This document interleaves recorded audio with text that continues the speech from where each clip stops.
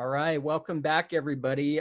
Should we do some quick introductions and then we'll get into talking about what's happening in the economy here in Nevada in regards to agriculture, and take it from there. Tom, do you want to start?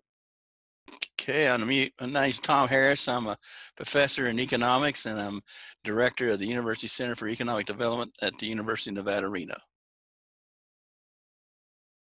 Malieka. Hi, I'm Malieka Bordigioni. I'm a research manager at the University Center for Economic Development at UNR, and I also work on the FAPRI project. And Mike. Hi, I'm Mike Helmar. I'm a research manager in the University Center for Economic Development and also in the Agricultural Experiment Station, and I work with Malieka on the FAPRI project. Great. Malieka, let's start with you and talk about what we're seeing in regards to the supply chain as we are coping with this strange virus that's going around. Thanks, Bob. Yeah, our last couple video casts, we have talked about what's going on in the market, what people are seeing in the grocery store, and what producers are experiencing on the ground. We've talked about that it's not necessarily a demand issue for the products or a supply issue of the raw products, but it's really the piece in between, which is called the supply chain. So I want to describe a little bit more about that. Before I move to that, I do want to show two graphs that are from safegraph.com, and they take mobile data, cellular data, and look at foot traffic in different industries.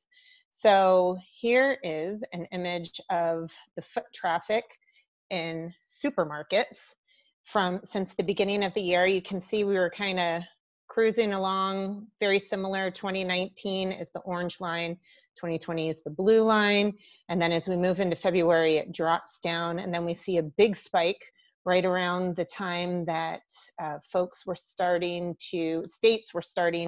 to put restrictions on stay-at-home measures and this sort of thing. You see people going to grocery stores and stocking up, and then you sort of see a gradual decline, and we're at about 80% of where we were in 2019. And then you compare that to the foot traffic in sit-down restaurants, where you can see, again, there was a gap between 2019 and 2020. And then you see a drastic fall around the time that the stay-at-home measures were put on. So keep in mind that this is a very simplified version of a supply chain. This is looking at sheep produced for meat only. We know that sheep is often produced for wool as well, but we're just going to pretend like these sheep are produced for meat only. You can see we have the producer. The producer goes to the feedlot or the sales yard, ends up at the processor, goes to storage, and then goes into two distinct paths, resale paths. So we have a domestic path, which is the brown path, and we have the export path, which is the green path. For the purposes of this talk, I'm going to set the export path aside and focus on the domestic path. And the domestic path, we see a retail path and a food service path. And one thing to notice is that along every step in the supply chain, you see these images, which are little trucks, right? So there's a lot of transportation that happens at each stage of the supply chain. When the producer moves into either the feedlot or the sales yard, there is a supply and demand for each stage of this supply chain too. This is sort of what we call in economics like a derived demand. So with the supply chain going from the producer to the sales, the demand that the producer is seeing is from the consumer on the far end, but he supplies the feedlot. The feedlot then supplies the processor, and the demand is going towards either the retail or the food service line. One of the things to keep in mind when we are looking at this processing is that there are there's different types of processing. Processing might be just for slaughter, for the whole slab of beef or pork, or it might be processed further into ready to eat. When the ready to eat or ready to sell is processed, that is broken down even further into a retail path for an at-home consumer, or a commercial path, which would be a more industrial use or commercial use in a restaurant, or for further food preparation. This is where the place where we're seeing the real choke point is in this processing line.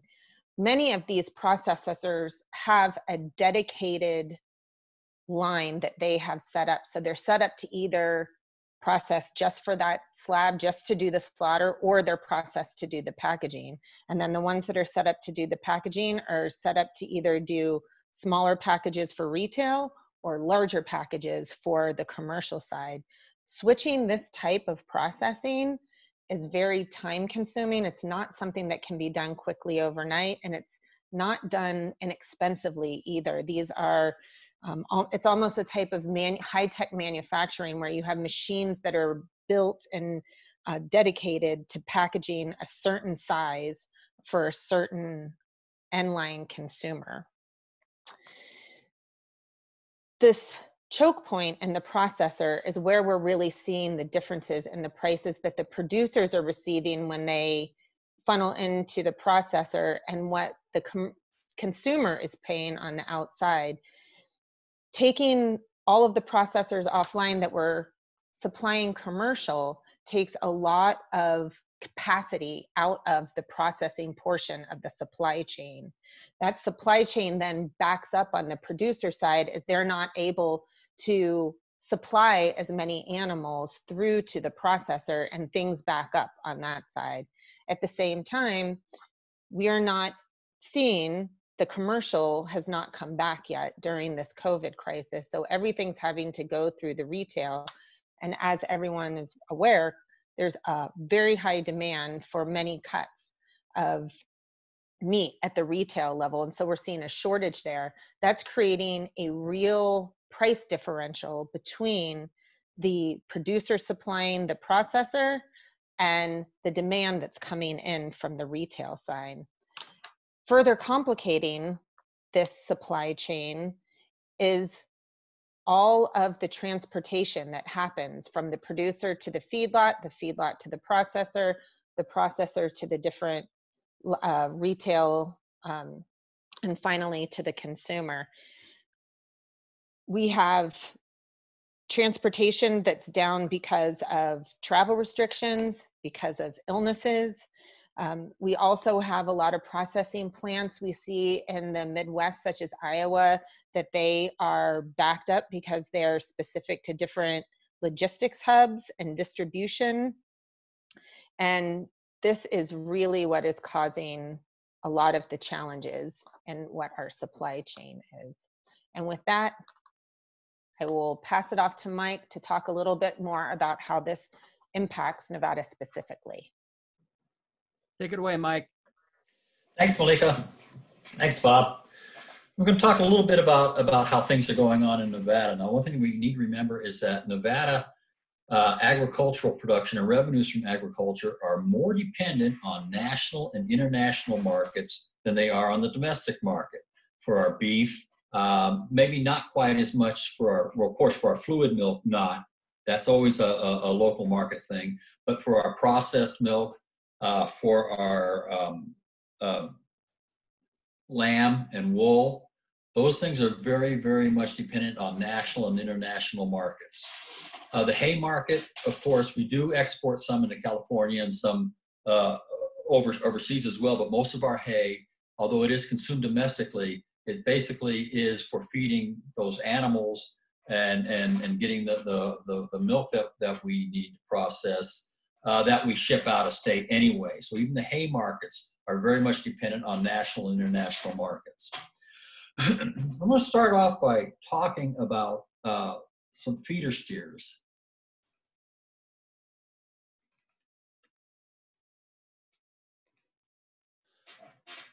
We're going to look at our feeder cattle prices, what they've done since since about the middle of December. I went back that far so we can see that between the middle of December and about the middle of January or so, the prices were, you know, other than weekly and daily fluctuations in them, were pretty stable with feeder cattle at that level. And then along about the middle of January, we started to see some noise coming out of China. They dipped. But by the time we got around to the end of January, the 1st of February, the 1st of February, we saw a drop. Things started to get a little more scary with the coronavirus, and some international markets, like the Chinese market, started to dry up, and we dropped some prices, but we kind of held in there until about the middle of February, where things really started to go south for our U.S. cattle producers. Were towards the end of February and into March. In fact, the prices dropped considerably. We've got a couple things going on at that period of time. One is the fact that we saw we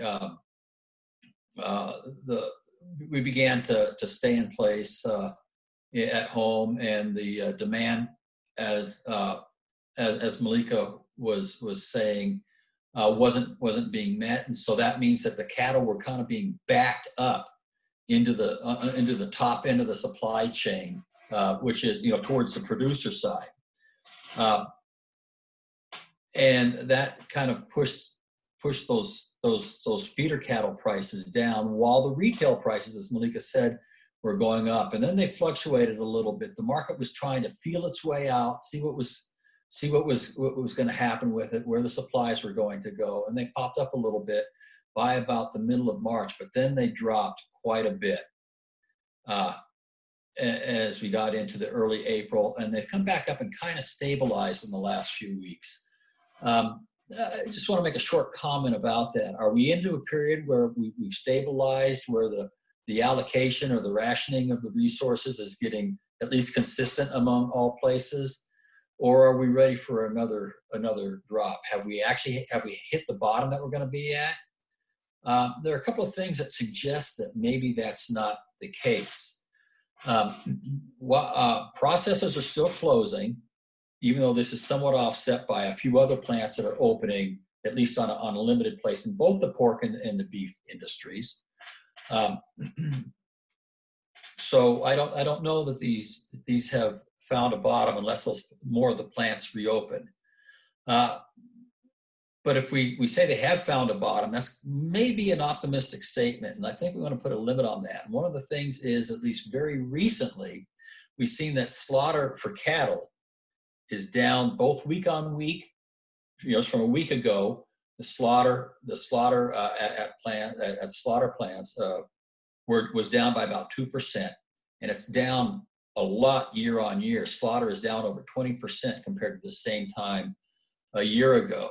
So the supply chain backlogs continue. Those choke points are still there as cattle and beef don't move through the system.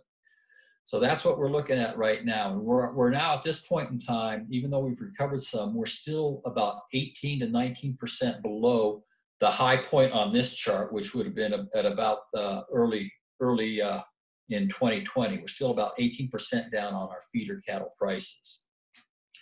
So we've come back up a little bit, but we're not there yet. I want to give a little bit of a Nevada flavor to this here, and we've got some. And this is from the sources from an organization called CattleRange.com, and they provide weekly feeder cattle prices for most of the states that produce a lot of feeder cattle, and they have it by regions.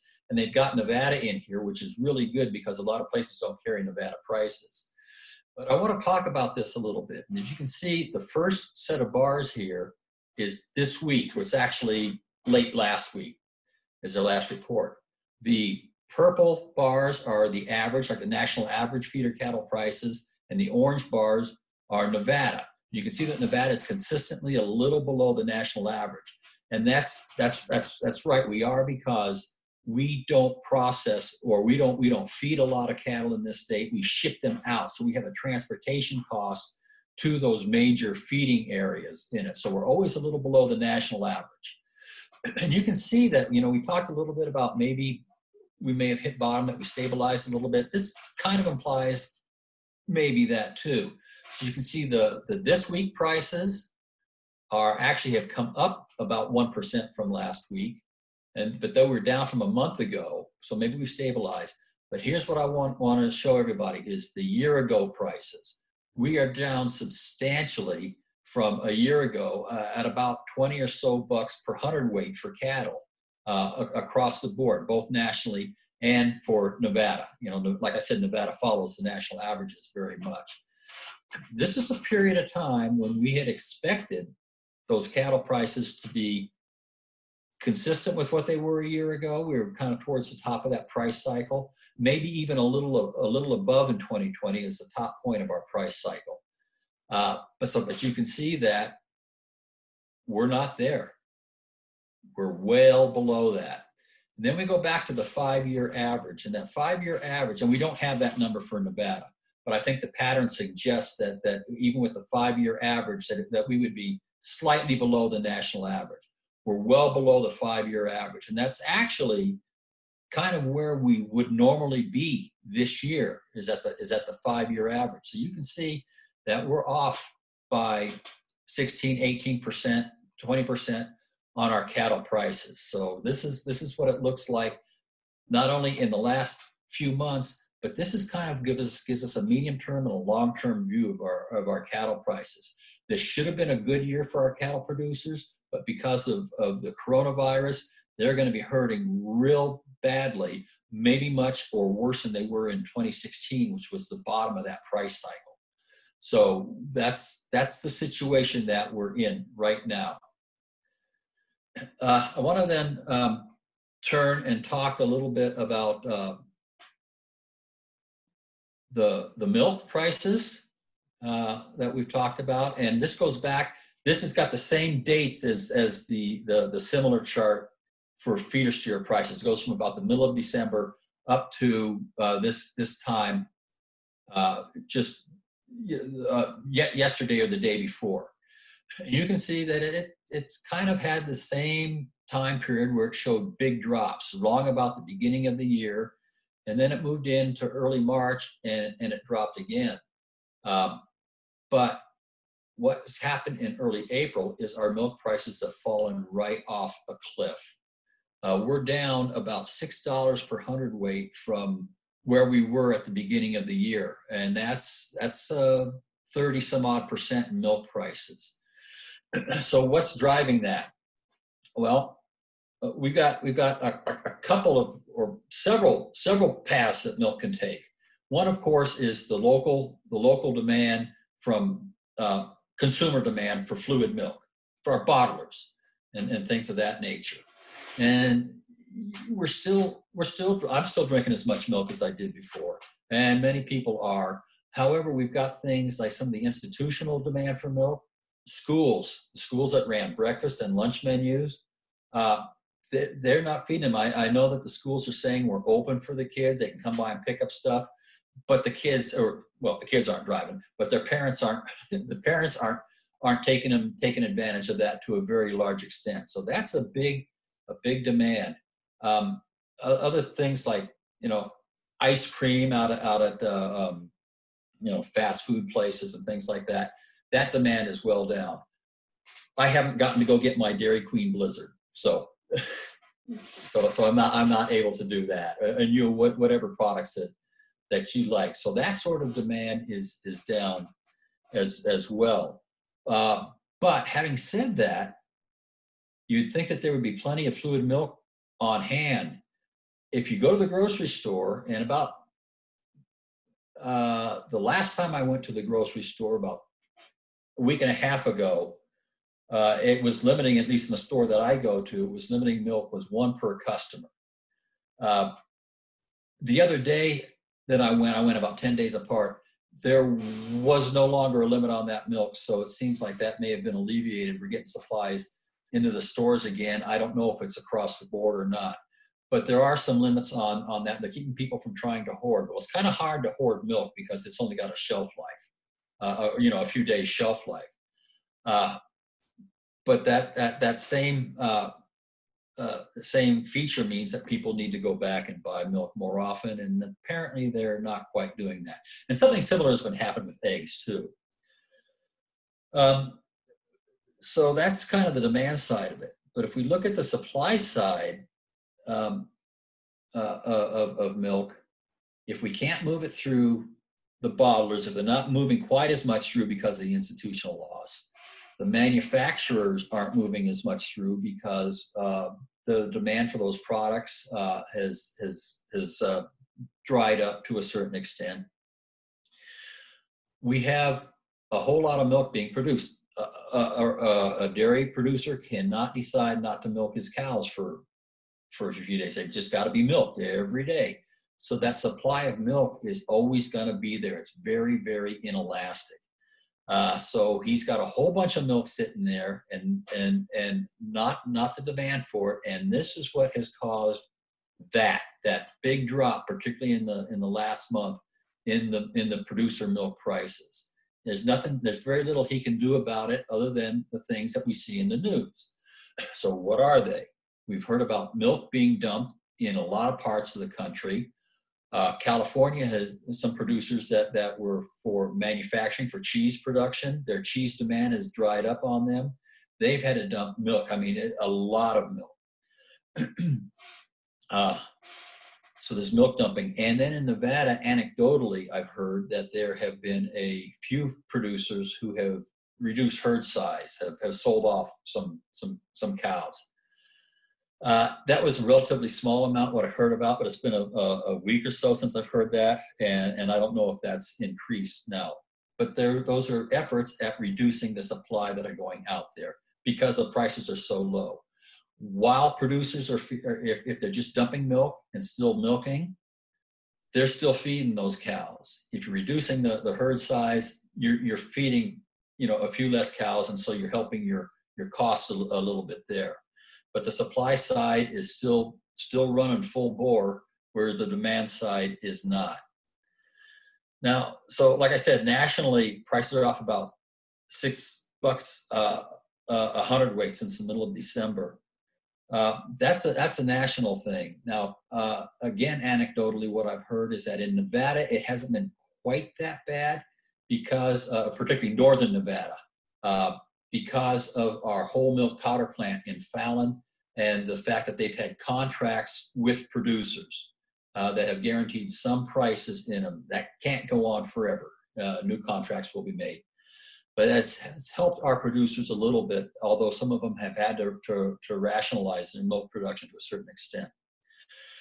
So what is going on with that plant? Well, if they're still producing, if we look at their product, their whole milk powder, the major export destination is China. And China imports of whole milk powder from the US are actually up. I've got a chart here.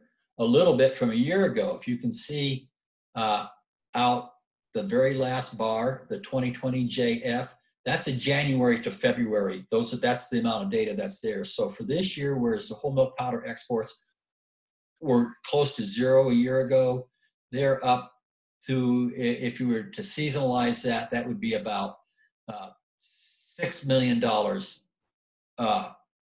of milk exports if you were to annualize that. I don't know if we can quite do that. But even at that, that's only back where we were for all of 2019, maybe a little above it, and well below we were at our peaks in 2018 and 17. We've got New Zealand competing against us always in that market. They're the big dog in that one. So even though we're up a little bit early this year, and that will help our producers and help that milk plant run, they're still not real high. So that's a big risk for our Nevada producers. Having said that, our whole milk powder plant is not just a whole milk powder plant. They do have the abilities to switch to skim milk powder production in that. And that's a much larger market, and it's not just for American producers, it's not just an international market. So we can, if they do produce the whole skim milk powder, that can be marketed domestically. So that's a bigger market that we can move into, even though it will be limited as well, but it gives a little bit of a wiggle room there. Those are kind of the things that I wanted to cover with what's going on in Nevada this week. It is still a dairy and beef cattle story. The wool, the lamb, of course, that demand is down, and the wool demand is down. International story, again, we are stuck with international markets for our wool pricing. Not that we don't market it in the US, but for our wool pricing from the Australian prices. That stabilized a little bit in the last couple of weeks, but that's because China did another one of its jump in for a couple of days, and now it seems like it's back out. So even those markets are down. So it looks like very temporarily we may have stabilized. Let's hope we've hit the bottom, but be prepared for more price declines and revenue declines for our producers. Thank you. Thanks, Mike. Quick question for you. The governor did announce yesterday that schools would be closed through the academic year. And we know that school children are big consumers of milk. What kind of impacts do you see on that? I mean, it sounds like at least we now have a finite date for that aspect of milk demand. Yeah, that it'll be just kind of more of the same of what's happened since the schools have been closed down. That part of that demand just is not going to come back until the fall. And like I said, we're at a period of time when we're having more milk come on board because dairy calves are being born at this time of year, and so that more milk is coming on board. So between that loss of the school demand, that's going to keep that fluid milk price. Even though fluid milk prices do not fluctuate on the market like a lot of the products do, there are some price controls, for lack of a better word, that help hold those prices in place. But the amount of fluid milk that is being taken off is much lower, and that pushes it back into other markets, the processing. Great. And Stacy, thanks for joining us. Did you want to do a brief introduction? Do you have anything to add?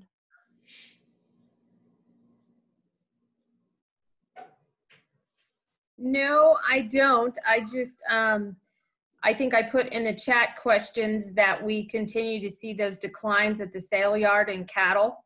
So we are seeing those declines. I mean, you know, we're right above $1, and I look for some of those prices to drop below that as we go through this summer months. So just so we know, we're continuing to starting to see that. We really won't know for hay until we have it and people start trying to sell it. So yeah, and you're right, Stacy. That's reflected in the slaughter numbers being down this week and being down from that. And so that's why I'm making sure that we temper any optimism we have, because if we can't get those animals moved through the slaughter and packing stages, they're just gonna back up, and in order for a sale yard to move them out, they're just gonna have to push those prices down. You're absolutely right. And while we may not see price relief in terms of shifting markets in the near future, there are a couple of federal assistance programs that were announced recently, and they're coming online. One is the $16 billion in direct payments. I think $5 billion has been earmarked for cattle producers. I think about 3 million, just a little bit short of 3 million, has been earmarked for dairy producers.